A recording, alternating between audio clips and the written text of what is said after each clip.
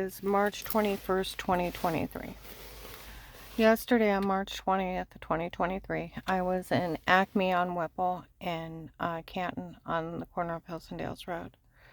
A woman came in after me and said I won't say anything to her with what's going on. We actually asked her one coworker. And she's yelling it in Acme. They actually told her they took her family member and cut her into pieces.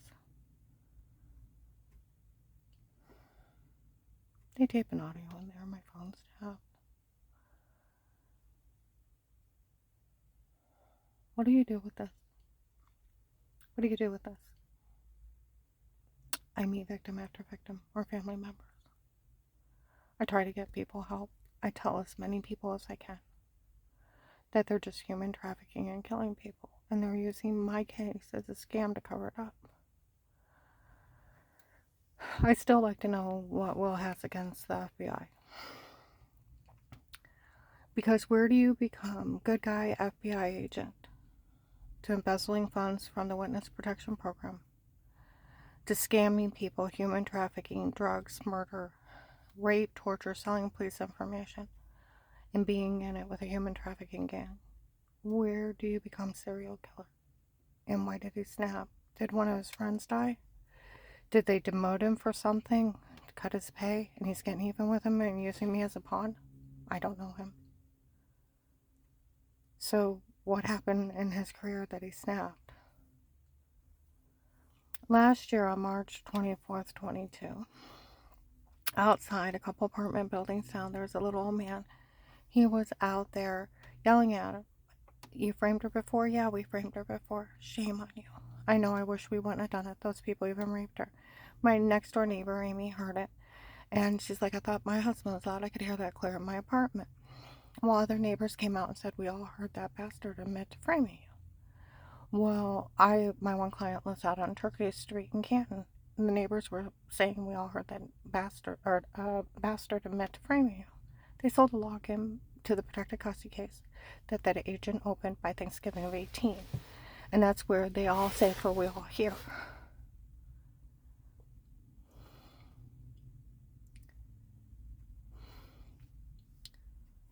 He has committed enough crimes to be in life in federal. Amy even heard him outside admitting that they drugged me and told me to say I had a chip to cover up, what they were doing, and drugged me and told me to say all kinds of crazy stuff. They're outside, they scream their crimes. They are proud and they are loud. See, on 12/21/18 in protected custody, I had got a shower. I put just a house coat on because I was the only one home. I went to the refrigerator. Someone comes up behind me. I can't wait for the truth no longer. They stab me in the neck. It goes foggy, hazy, dark, bright light. I felt myself cry. I woke up in bed 6 hours later, and I still have a dent in my head, okay? And I stutter when I get really, really upset. And there's another man's comb on the dresser. It's white. Dave shows up, and he's like, you had an affair. I had bruises everywhere where they had beat me under drugs. Sick bastards. I didn't know what happened. My head's pounding. I had migraines for 6 months. Felt like my head was going to explode. Okay? First week of January 19. Alex, the white-haired guy with his hair parted on the side. Dixie seen him, Darlene seen him, and John seen him. Okay? He's supposed to be retired Judge Pete's son. He spit an image of him. Okay? I didn't know who he was. He was just a stalker showing up, bragging he was hurting me. Okay? He was in Bob Evans. The guy looked at him and said, you idiot, you left your comb over there. Well, I had almost a naked lady laying next to me. You're lucky I only combed her hair. He meant it to hold me down while they were beating me. Okay, when I moved out in 19, I'm down at the laundromat. I had a pair of jeans on, and he was one of the big truck guys. They slam on the brake. Hey, Alex. There she is. I turn and I look. He said, it's great having, he said, I know my girlfriend has a nice ass. It's great having a girlfriend you don't have to do anything for. I'm not his girlfriend. There was no one else around. I didn't even know his name. He was just a stalker breaking. He was breaking and leaving those bruises. 9/18/19, the Ravenna courthouse. I go in there and there's a picture of a little white Santa Claus. a retired judge. Looks like an old barber look, real long beard, mustache. He's in the back joking around with Judge Timothy Ludick, okay? And he's a spitting image of that Alec or Alex if you put a beard on him. That's supposed to be his son, people say. Okay?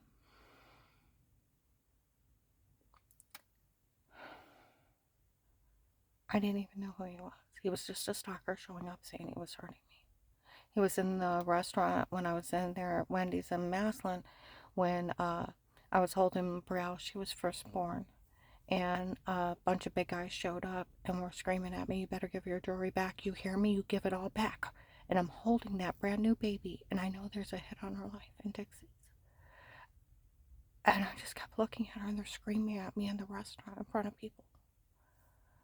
I taped Dixie with her permission of seeing it. I went home and I thought about it, and I told Dave I didn't want my jewelry anymore. 18 grand, trying to save their life, thinking if they got the jewelry back, they'll leave me alone. They don't stop. They never stop.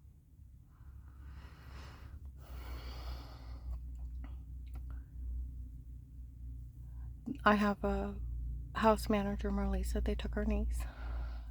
Same people that were hurting me, can describe them. Another co-worker at my other job, one of her friends had got carjacked and shot in Canton, and she's like, this is as bad as when they took my family member, and they showed up in stores and made fun of me how they killed her, that they tied her up and cut her in pieces, and they would laugh in my face. I'm like, oh my God, I'm sorry, people are sick. And I said, well, you know the guy in the white van. How'd you know about the white van? You mean the white guy with the tattoos that was seen taking her? I'm like, oh my God. I said, well, do you know the Florida plates that were here? How I know that? She said, I go to the local bars, and I said, they said they were drug traders. I know that. I said, did you know of Henry Mafia? Sounds about right. I've heard about him. And I said, well, they said they were gentlemen's club from Florida. She's like, no, they said they were this. I didn't have the heart to tell her that he tried to kidnap me and I got away. And that my ex-husband's messed up in that group. And I'm sorry they killed her family member. I didn't have the heart.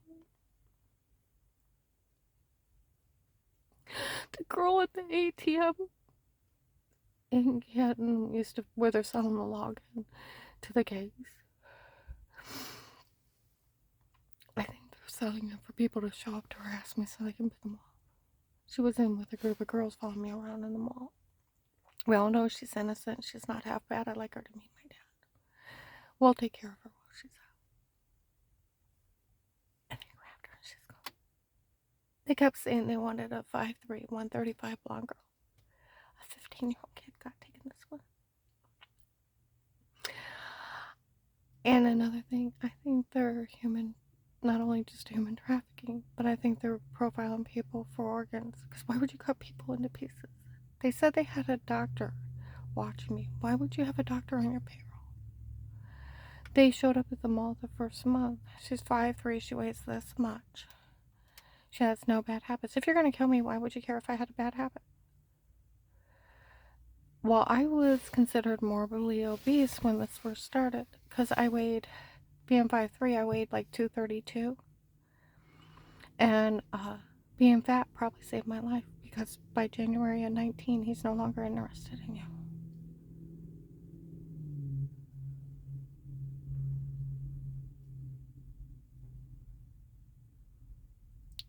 They kept saying they were going to relocate me to Florida and everything. I didn't even know who they were. None of this is funny. And people are so stupid. Morbidly stupid. They tell people I have charges, that they had a court trial without me, found me guilty. That's such a lie.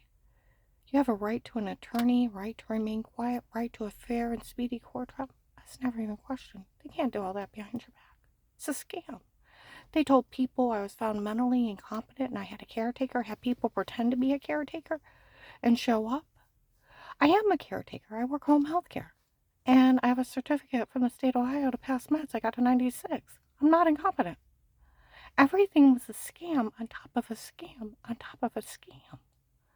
And these people, for their extreme low IQs, fall for it. That's where November 1822, Walmart 62 by the hair salon, Eric, the wanted stalker, came in high as a kite. All the tapes before were me and not her. It was my idea to do it, my idea to say it, my idea to come up with it. For all these people to turn on her, and they actually fell for it. Ha ha ha ha ha. The other guy's high too. Well, if it was just you, I could even take care of it. I know it's that bad, and they still fell for it. ID'd November 24, 22. The nurse at Mercy Medical to the lady can't officer. We all heard that Eric make fun of us for falling for this. Nobody better say a word to her again. She said, well, you know the agent that bullied her into saying she was lying, and she wasn't. They start talking about the case. And you know what? Those men need to realize how not funny this is. No one's ever even said anything bad about her. I was found innocent in the case. My one daughter-in-law, to show off for the agent's kid, Michelle, had the kids make up some mean, sick games to pretend in a legally bugged house, and they knew, because it was Auntie Shaw and Papa Will, that they were being recorded.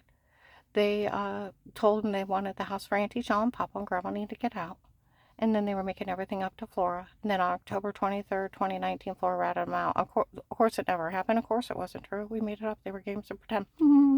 Laughing. She was 7. She couldn't quit chuckling. They're documenting games of pretend. October 5th, 21, Huntington Bacon, Cleveland Avenue. They're talking about Melissa Lyon again, and from my other client. And said, I don't want Melissa getting no money out of this. That's okay. They knew they made everything up. They didn't want anybody to help her. He's like, who's that crazy Melissa? They're talking about Lyon. It's like the old ex-daughter-in-law friends with ex's girlfriend had the kids make up a bunch of mean games and pretend in front of the police. He's like, she's nuts. I said, I know she is. She can go to jail for an accessory to this. I'm going to go ahead and upload this. They lied on Danny and Jen about the shower scene in the other room and the drug confessions, and I confronted them on Christmas Eve of 22, and they knew nothing. They thought I was working too hard and bruising too easy, and they didn't know they were date rape drugging me and beating me under drugs and photoshopping shower scenes or stalking me. They lied on them that they were helping Dave, and they knew nothing. They lied on the Portage County Sheriffs. They knew nothing, and what these people were saying they did is illegal, and they couldn't look or listen, just like Officer Reinhardt Loso. You don't realize how illegal it is to be in somebody's home. Even the FBI couldn't be in your home outside to protect a lie case with statements. They go to jail. It's entrapment. How low of IQ are these people for falling for this and helping out in human trafficking, drug trading, and murder? They're extremely stupid. Falling for their scam after scam.